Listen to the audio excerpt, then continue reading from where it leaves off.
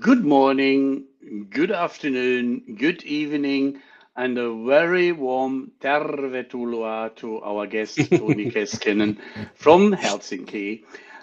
He is the founder and CEO of 180 Ops. That's it. 180 Ops. 180 Ops, because it could have been 180,000.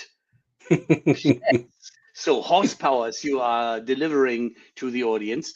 To make brief in the intro, you have spent decades helping large organizations turn customers and markets data into better decisions. Decisions that actually stick operationally, not just look good in dashboards. You also are the author of Path of Growth and Profitability, where you were talking in our pre-discussion that your kids are now in the university or business school and have the pleasure to read your book because it's some stuff they got taught about. Now, is revenue ops as a provocative thesis the new CRM? Having said that, I have some doubts. So we would love to discuss this. And as an opener, and that you have an opportunity to talk a bit about yourself, especially why Finland for such a business is so special, I would like to hand over to you, Toni. Welcome. Thank you so much, and I'm so pleasure to be here talking to you.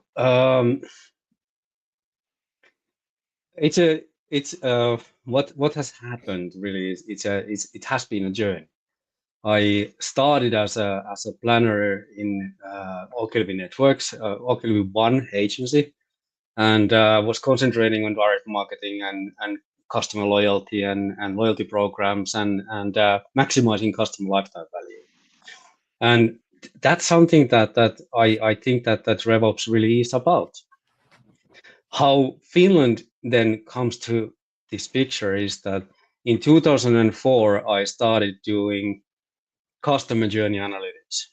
So Jarmo Suominen, a lecturer and professor at MIT, and a professor for mass customization from MIT, was guiding me and the team that I was working with. And we were really looking into developing a methodology of how to analyze customer journeys and understand what's happening there. And that journey understanding actually educated me to understand that really the marketing, for example, only had a small role in the customer journey decision. It was about the product experience. It was about channel experience. It was about messaging and perception. It was about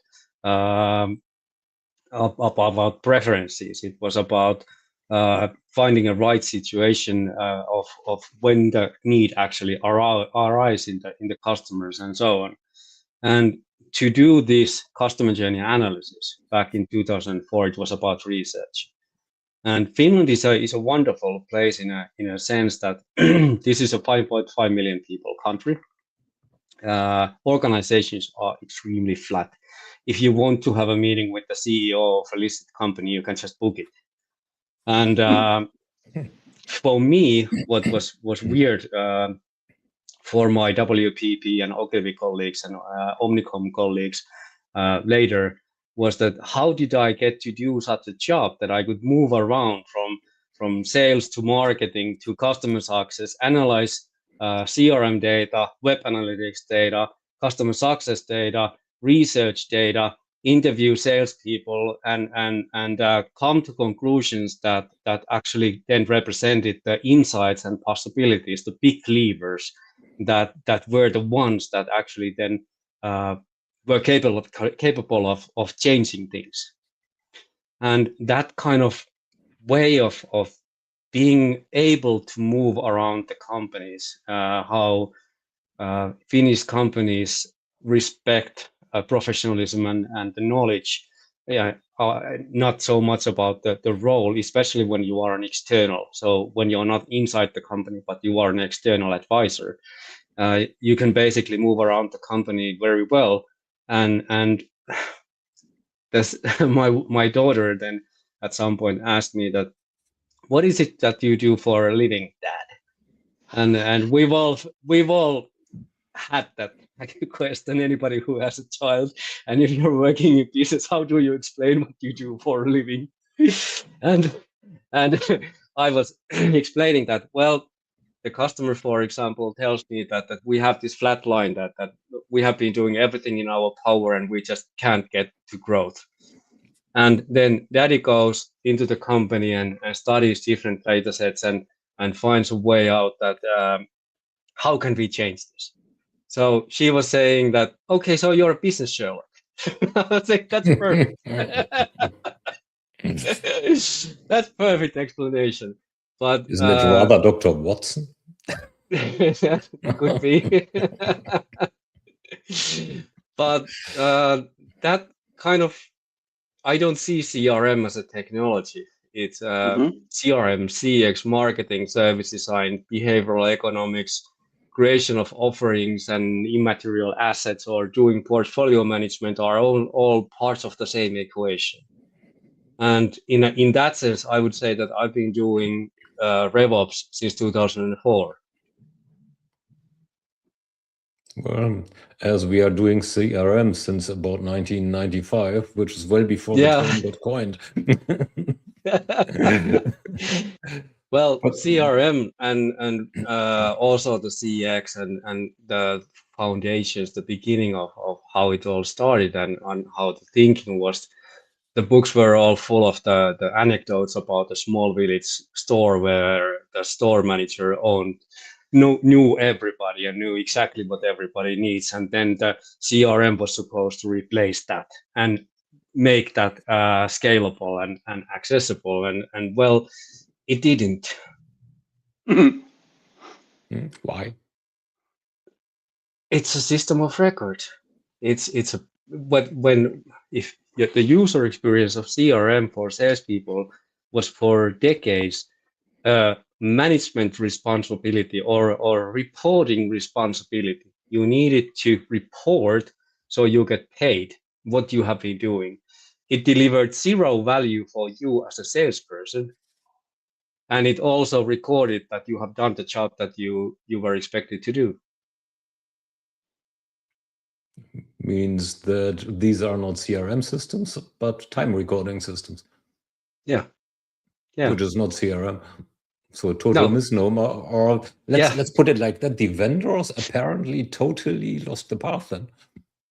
Ouch. Here you go. First provocative thesis. So what created the need for a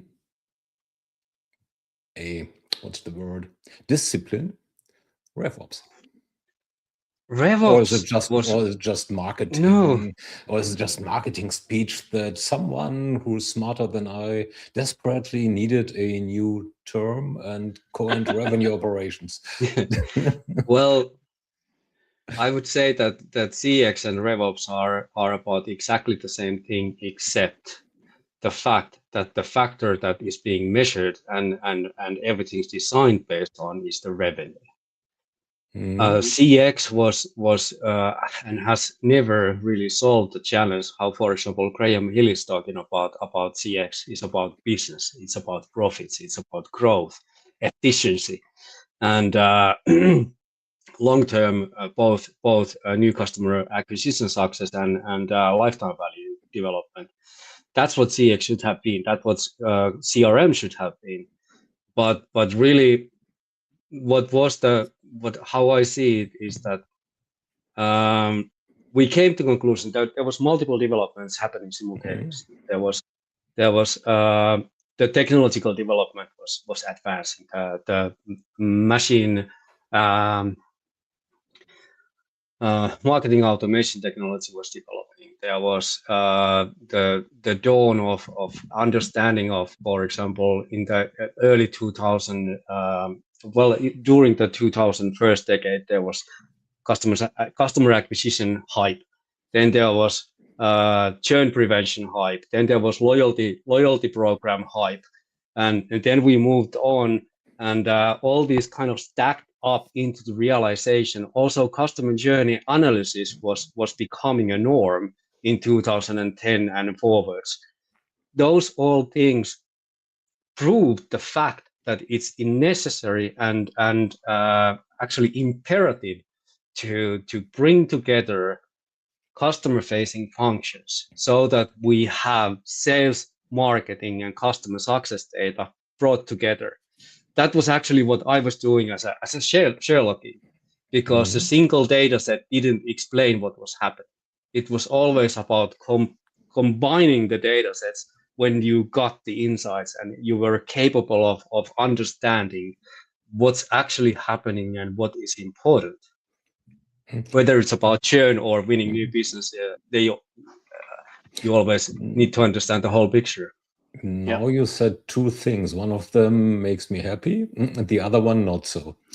The part that makes me happy is all data sets means it needs a suite.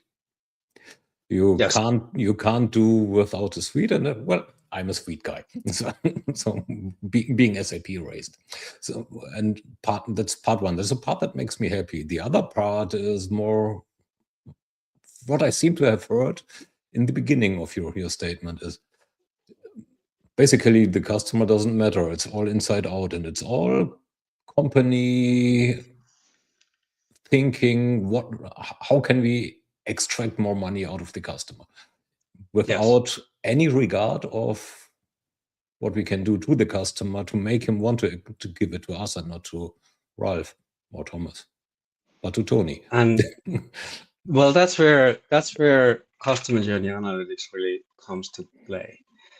When I started in 2004 doing customer journey analysis, already then people were decisive. They had their needs, they had their perceptions, they had their priorities. And if you didn't understand those, you couldn't really match the expectations or solve the challenges that customers have. For example, when people were buying broadband connections, our very first customer journey analysis was about broadband buying. And majority of the customer journeys ended up in buying nothing because it felt too difficult.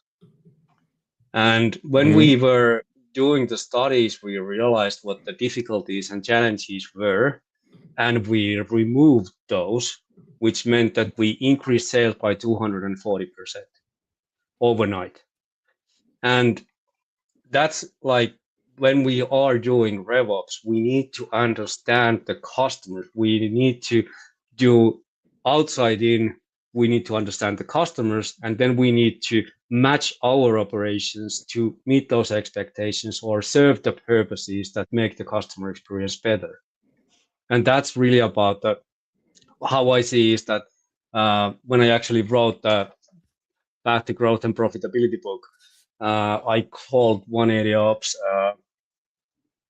operating system for commercial management. I only later realized that there's a name for it. It's called RevOps. When I published that book in 2022, I had never heard about RevOps.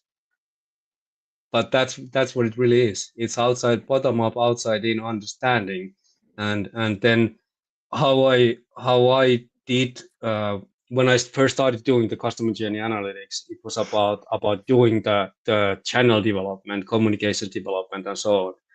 But later on, it evolved into transformation consulting. So it was about bringing the sales, marketing, and customer service departments together, deciding, doing service blueprinting, that this is the customer's journey.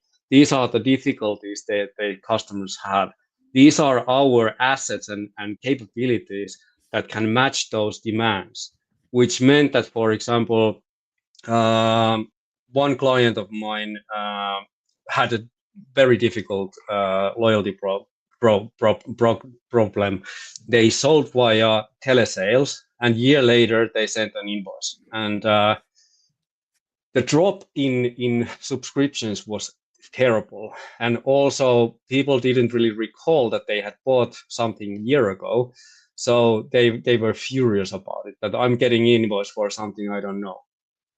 How we solved that was actually understanding the problem and solving it with marketing automation, communicating week ahead that year ago you bought this, and this is what you have earned or got value from the service that you have been getting. And what was the impact was that the calls declined by 70% and the churn halved. Wow. Single email. And well, the churn halved and the number of customers dropped by 70% means it's still a net loss.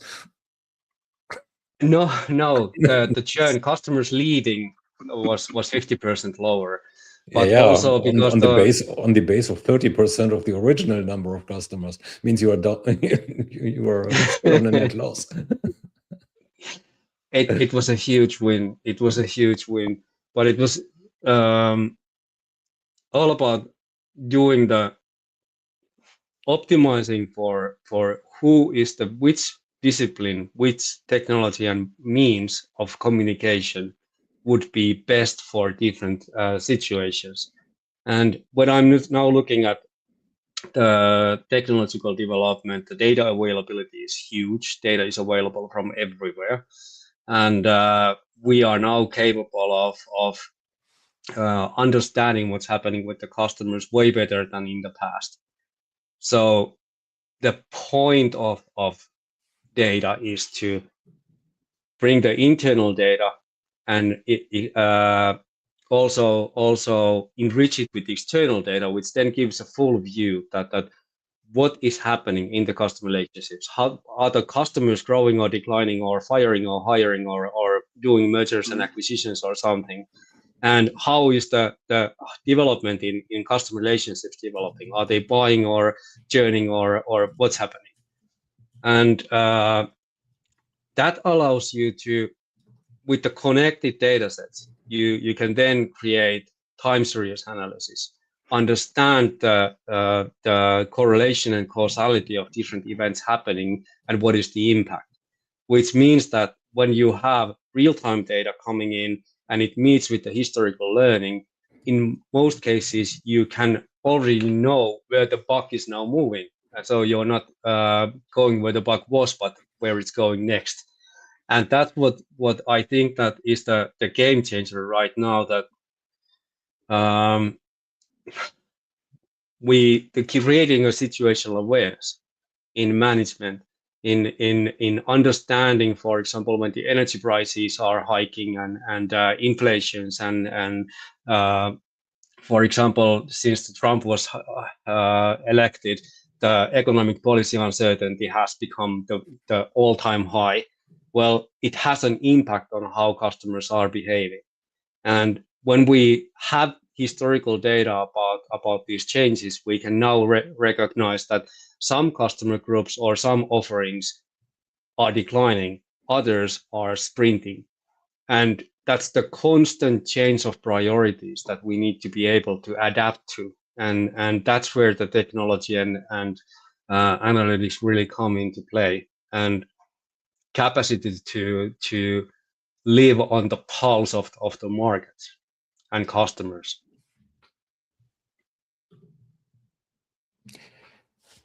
So now, if a CRM is only a workflow surface, what's then the value?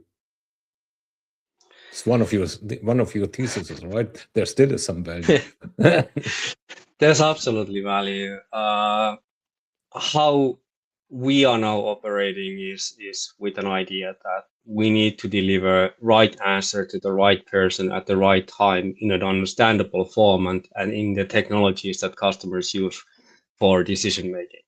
So that means that CRM is the one that is for salespeople and customer facing functions. It's mostly the number one tool that should be the single source of truth. So the delivery of data, the insights needs to be available in the tool that is the single source of truth. It doesn't mean that that tool is the one creating the data crunching and creating the insights and understanding, but it needs to be the tool where it's available. And the role that CRM now has in the companies, I don't think that it's anytime short term changing. Companies have been built around their CRMs, and it's really a functional operating system for organizations, but they can be made smarter. That's definitely something that needs to happen. Well, the source of truth, isn't that a data warehouse or a CDP? Which is the consolidated data? Yes. So we actually did an analysis about calling one area of the CDP and came to conclusion that it's better to call it a data lake or something else. CDP has a CDP as a tool has a very strong stigma in only concentrating on marketing. So if you call something CDP, it can't be the commercial operating system for commercial management. And what's happening now really is that companies are connecting the data, they are bringing the data together, but it's not enough. The data doesn't do anything when it's brought together. It needs to be transformed. It needs to be connected. It needs to be processed in a way that there's a logic and that there's a story in the data, and then you can use it, for example, through MCP for agentic AI, or you can create 180 ops like views about what's happening in the marketplace and how do we make sense of data. Understandable. With oil, you cannot drive a car. You have to go through a refinery to create the gasoline. Yeah. So understandable. How is the secret sauce to get a second life in a CRM, not only in the system, but in the meaning and the sense of relationship with human beings, and to do something to the benefit of both? Yes, we only concentrate on B2B, and there's a reason for it. There's a reason for it because if you think about, for example, motive-based segmentation for consumers, it's a pretty difficult job to deliver. What are the motives of different types of people? You need a lot of data about those people. In case of a company, it's a completely different thing. It's all public. You can buy Dun & Bradstreet, Moody's, Zoom infos, and so on. What's happening in those companies? What's important from them? How do I then serve that company and their goals and purposes? It's available data that can be addressed with significant accuracy, and that's why we actually decided to only concentrate on B2B business. So it's a combination of what are the needs of different types of companies, but it's also about the role. So how do you meet different people in the different roles? And there's two different layers. There's the company layer and the company's needs. And how do you, for example, create strategic segmentation that takes into account that manufacturing companies have completely different needs, or they for example need completely different set of offerings than a bank or a telco or a legal agency. Mm-hmm. Now, if you are saying that a CRM system, not as a strategy, as a system, solved or did not solve a bunch of problems, which now are getting solved by a discipline called RevOps, which I would Yeah. still call a part of whatever is a CRM strategy. So now, why or what did vendors prevent from solving these issues within existing systems? Because I mean, I'm not wanting to step on your feet, but it's not exactly rocket science, right? So you need to, yeah, it's quote unquote simple analytics, simple decision analytics. Yeah, collect the data, get from somewhere, which doesn't exactly need yet another system. I have no idea. Yanking your chain here. I have no idea. I do see that in the future, now that technology always, when new technologies, new ideas spring up, they start as individual technologies, and then consolidation and convergence happen, and things are brought together, and so on. A lot of that will happen to different types of analytics and AI companies. So I have. Are you calling for investors now? Well, we could be very well OEM inside Salesforce or Dynamics or HubSpot or ServiceNow, and that would be an excellent exit strategy for us. Yeah. So why they haven't done it themselves? It's a good question. I have no idea. If they haven't done it, so if the big boys haven't done it, why is it a big thing then? Because it's a big thing. One could consider, just thinking out loud here, whether it's right or wrong, that businesses in general are kind of rational, and that they are concentrating on the bigger things of business, of life. I merely wanted to say of business. So, which means that this is not a big thing because nobody did it. Or have they just been too dumb? No,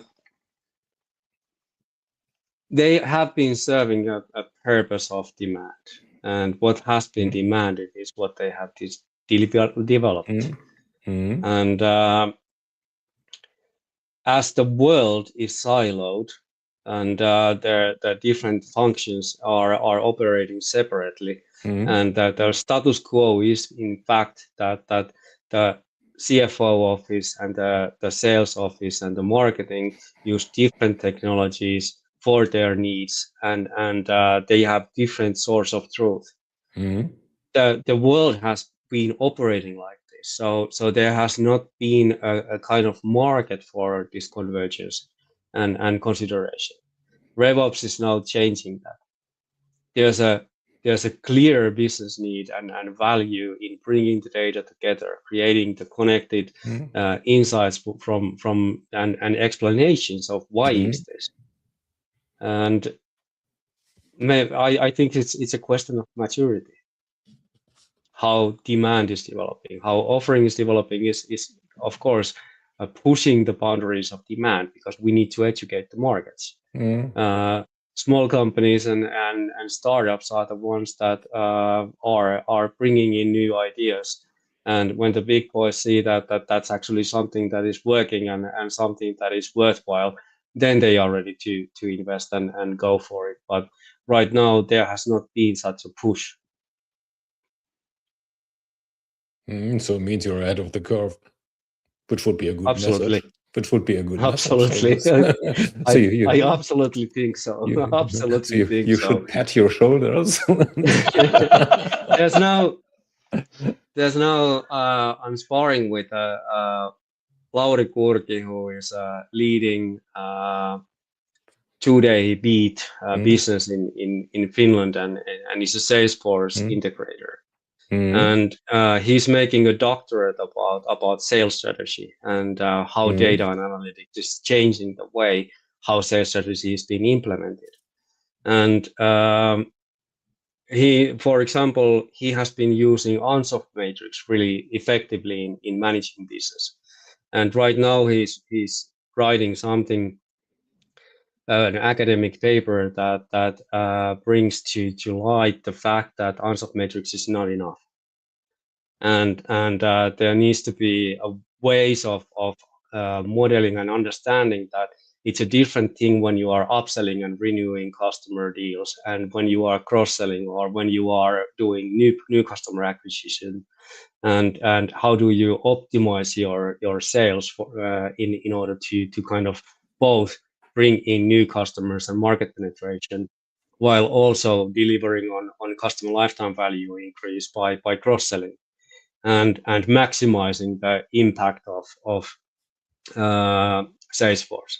And that's something that right now 180ops is one of the technologies he's using as an example of how these things should be done.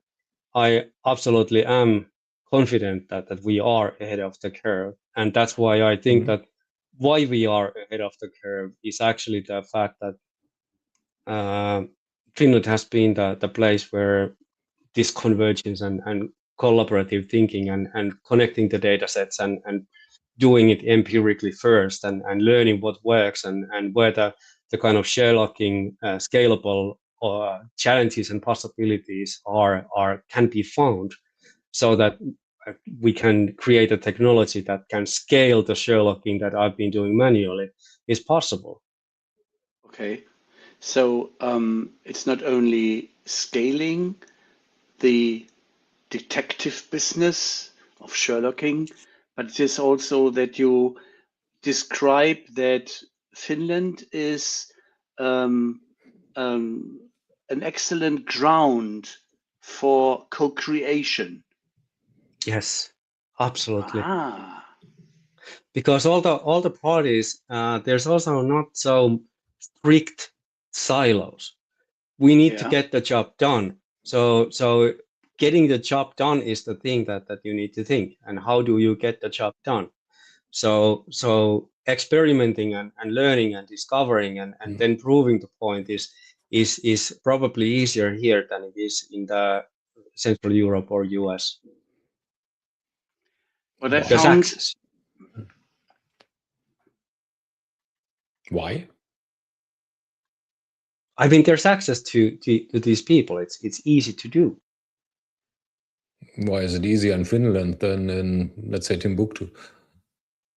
I have no idea. It could be that Timbuktu is a similar place to Finland. Well, I don't know. I don't know either place well enough. No, I was stunned why I made that co-creation remark, that when, and it is a long time ago, Urho Alva Kekkonen was still alive when my parents were in Finland. But in the parliament, there were 3 different parties, and they had their own thinking. But when it comes to the better of Finland, they had no dispute. They worked together towards one goal. And that was, to me, absolutely brand new. Because if you go to the German parliament, this is like a flea market. You are not aware who is running in what direction. And it is that for the citizens, they are not the proper representatives in Berlin, in the parliament.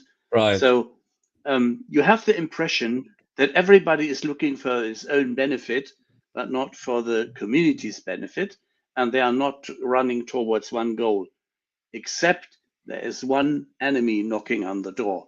Then there is, so to say, a kind of mutual understanding. If we go for business, it is everybody is shouting and moaning about taxes.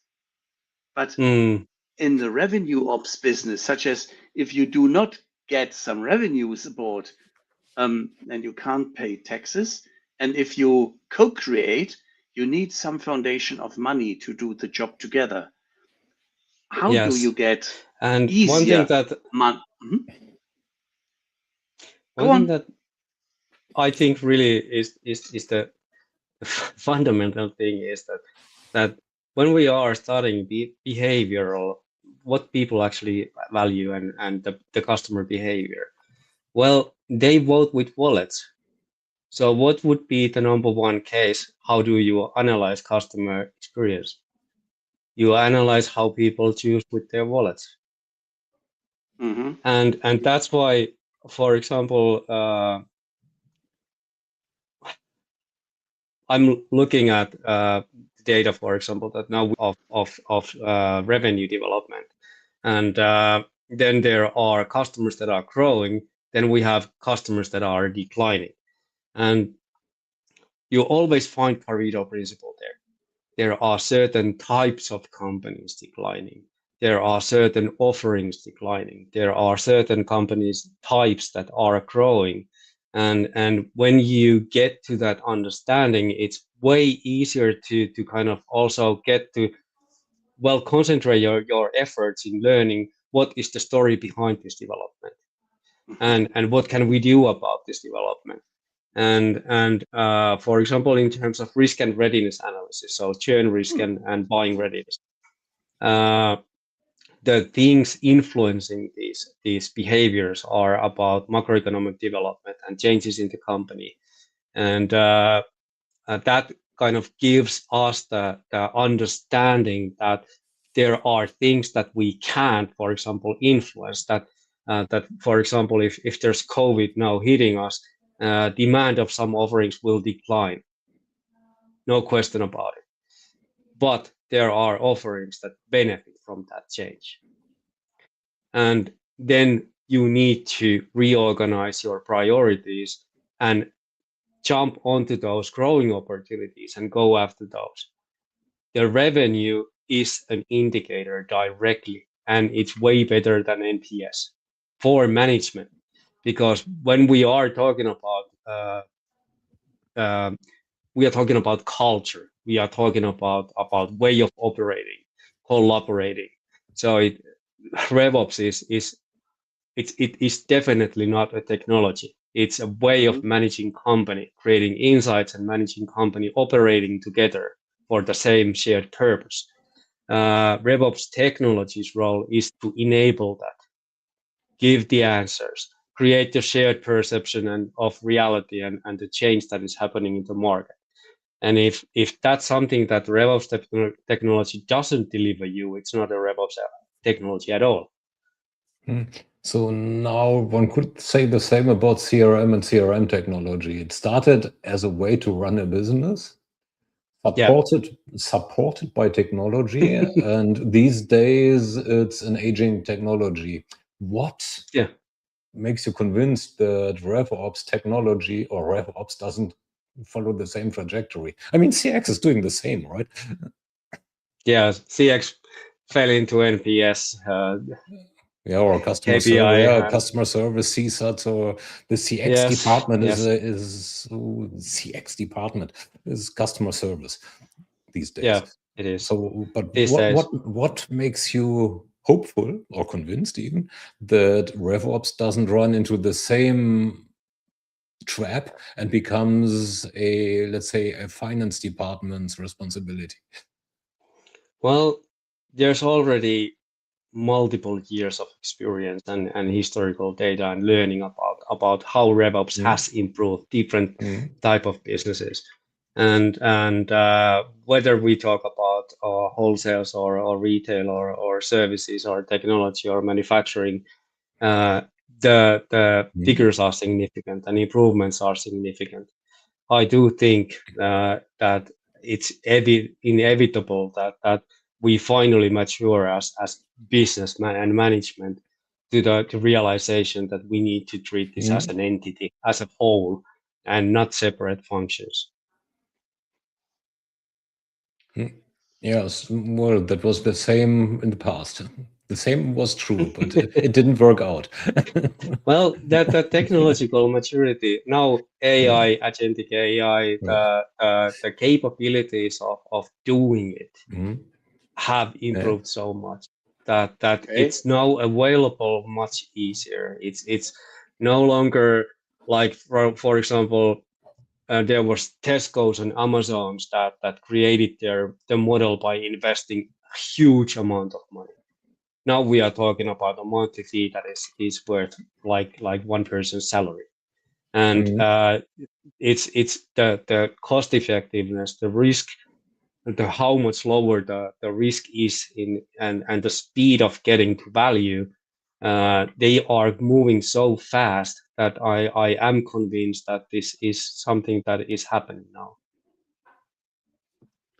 I was wondering, as you had a position, you said, yeah, one is more in the NPS mode or CSAT or whatsoever, but you mentioned that you are in behavioral analytics, or that you try to understand people by their behavior.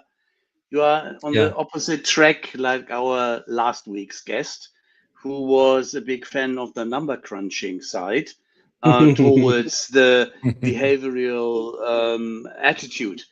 Both do have in the flower bouquet its opportunities, but are you convinced that the behavioral approach, persons, the trajectories such as a buyer journey, a customer journey, are still a better approach, or are they a better approach for revenue ops? It would be wrong to say either or. Okay. Because how I see it is that always you need to get to the story behind the data. Data tells you what's happening, but it doesn't explain it. Sometimes it does. For example, the risk and readiness, that what factors, what changes are influencing how. So there's an explanation connected. It's a story. But in most cases, you need to use, that's what the Sherlocking was really about, understanding the data, where the priorities are, what's happening, and then talking to people, and talking internal people, and talking to the customers, and finding out why is this phenomenon happening, what can we do about it. It's not either or, it's both. But what you don't understand or know, you can't manage. So the bottom line is that you need to you can only manage what you know or understand. Okay. So now you are saying that ultimately you are improving the experience using, let's say, statistical means or advanced statistical means. Yes. So that outside-in thinking doesn't turn inside-out thinking. So what do you think are the main levers there? So the main modes for failure that you can avoid by doing this, that CX ran into? Oh, well, CX ran into the traps, of course, not into the levers, but didn't use the levers. We collaborated together with Graham Hill by making capability mapping and understanding that the supporting capabilities required for a company to really make most of this kind of technology.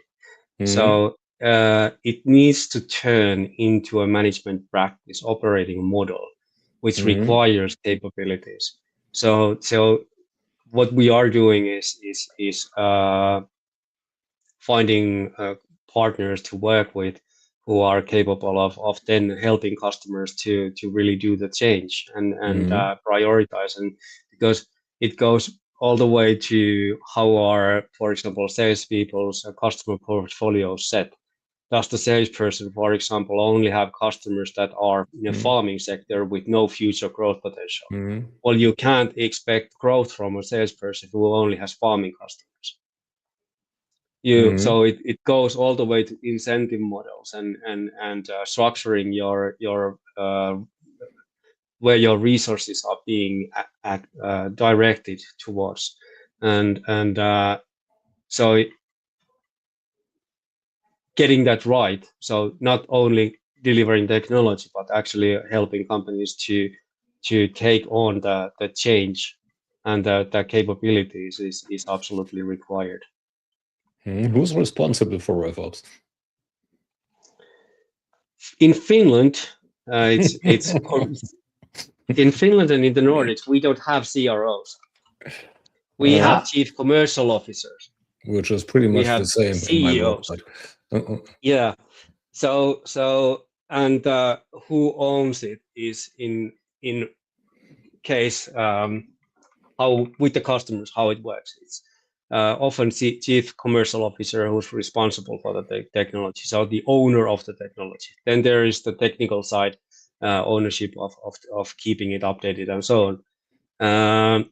But the point is that it's a steering and collaboration. So doing the service blueprinting and understanding the sales, the customer success and marketing responsibilities, and doing the processes is definitely something that is a collaborative act. Very often, the best way to start is that, for example, the company has done a new strategy, and they have created a program like commercial excellence or sales transformation or something along those lines, or RevOps transformation, which means that there's an owner, there's technical resources, and there's a program that allows someone is responsible for driving the change inside the company, and is reporting to management team. And the management team is involved in also using the product, because if we don't have management on board, nothing happens. So now, for the sake of the argument again, back in the early nodes, CRM ran into the trap of becoming the whip for the COO, harassing the salespeople. Yeah, and as said, so CRM was actually supporting all three main customer-facing branches. Right. So now then we had CX that ran into the trap of becoming the realm of the customer service, the chief of customer service, after an intermediate at the chief marketing officer. And now we have revenue operations, which is owned, quote unquote, by a CRO, or in Finland a CCO. By the way, I know some people in Germany who are calling themselves CCO again as well, not CRO. So which is predominantly a sales role, means you see CR, revenue operations, already is on the trajectory of running into the same trap. So again, how to avoid this then? Well, apart from everything stops at no, it's more about defining direction. The most difficult thing in sales, what sales is really about is quantity, direction, and quality.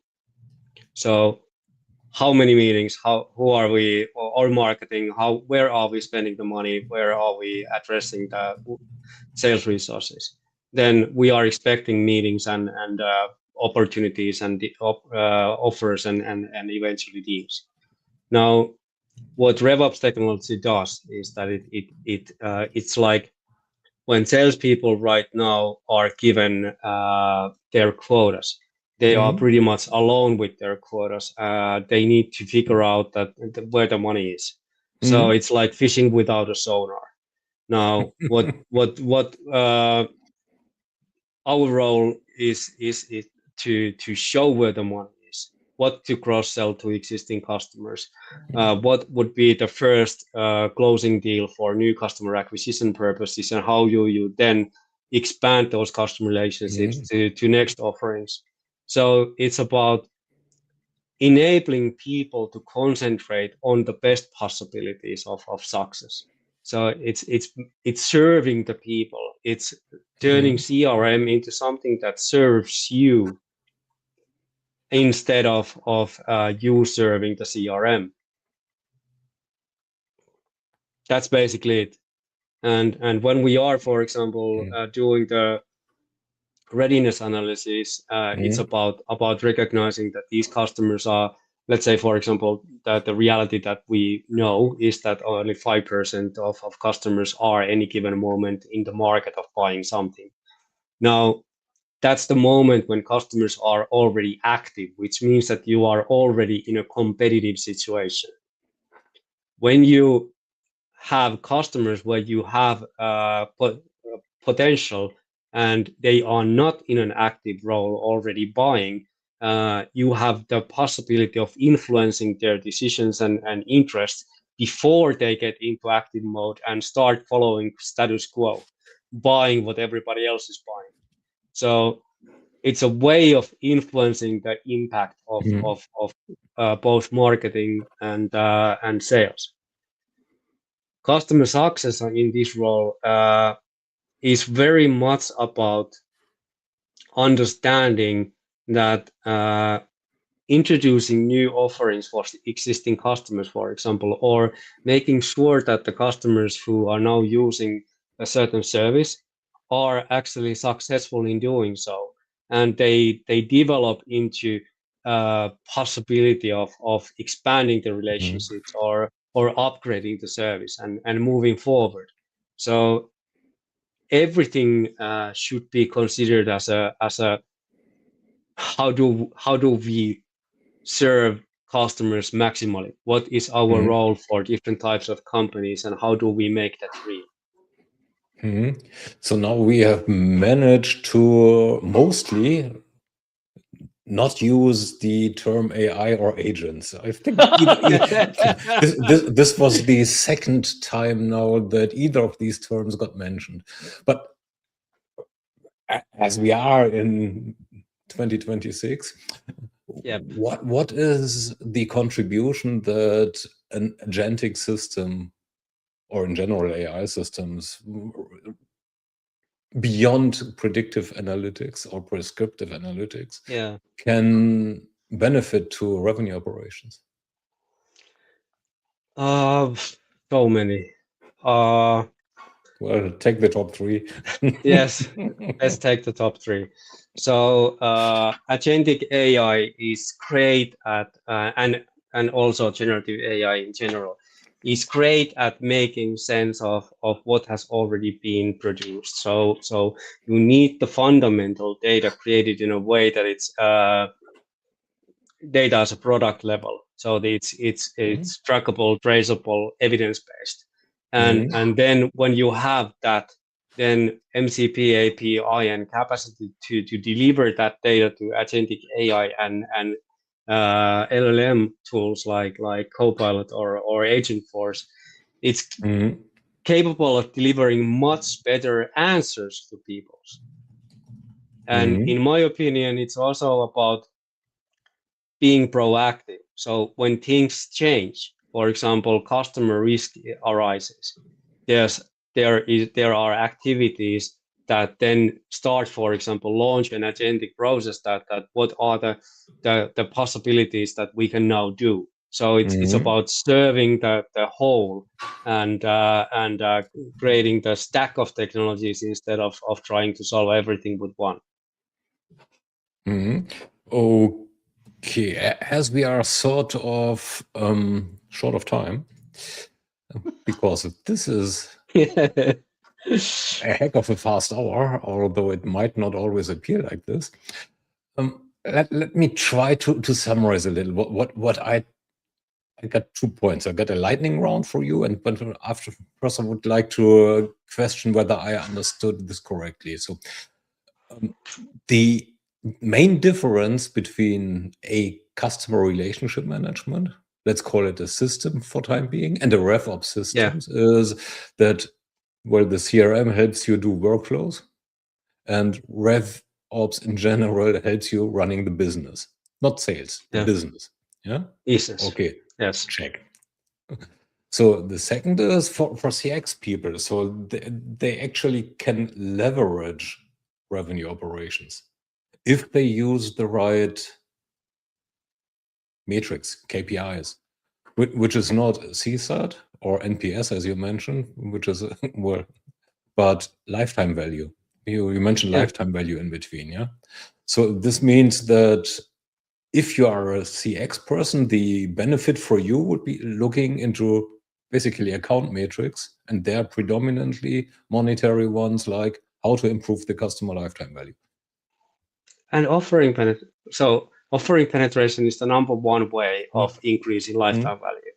The more offerings customers are using, the higher their average revenue per account is, and the longer they stay. Because retention is much higher when customers are engaging with you with multiple offerings instead of only one. Okay, so then let's do a lightning round. Short question, fast question, fast answer. So no novel, no book. The book is already written. You held it into the camera. So we still see many CRM implementations fail. So people think about or say about, and it's about 60 to 80%, depending on who you ask. Why is that? Because the tool is bad, or what's the main reason that you see?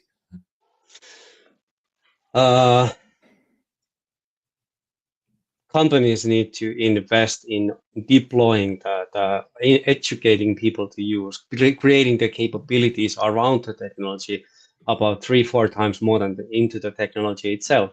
If you don't invest in that, in the capabilities and the use and the benefits and the culture, the technology doesn't change absolutely anything, and that's why it fails. Okay, so if you're blasting NPS to some extent, is that just a fig leaf, a comfort blanket, or can it be used as a decision tool? And if so, how?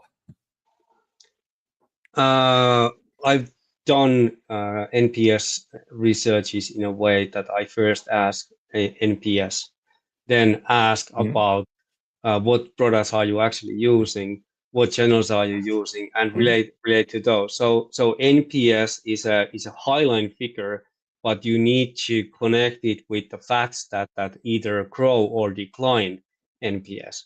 NPS is an indicator, but revenue as such, how customers billing and buying frequency and cross buying average revenue per account is developing, is way better indicator, and also something that the corner office appreciates and understands. Okay, so now if there are two branches of thought, customer success, which is from a vendor perspective something ridiculous from my side anyways, should they carry a quota like sales? And if so, why? Actually, in many cases they do. Yeah, should they is the question. I do think that they should. For example, in some clients, 30% of new sales and cross-selling is happening in those channels. But what is the main thing that we should understand about customer service is that it's like a dump yard of all problems. Customer success doesn't create any problems, that they take care of all of them. It's an innovation mine. All the problems are already there without any research. You know what the customers are feeling bad about. Where do you fail? That's an innovation foundation. You need to use that to improve your service. Take away the problems. Which makes it vendor success instead of customer success, which is exactly my point about customer success. Last but not least, if revenue operations reports to the CRO, which reports to sales, isn't that, or making directly lose CX as the CX department? I would say that it's likely that it becomes second. Because simply the management team understands CRO's message and resonates it so much stronger than CX department.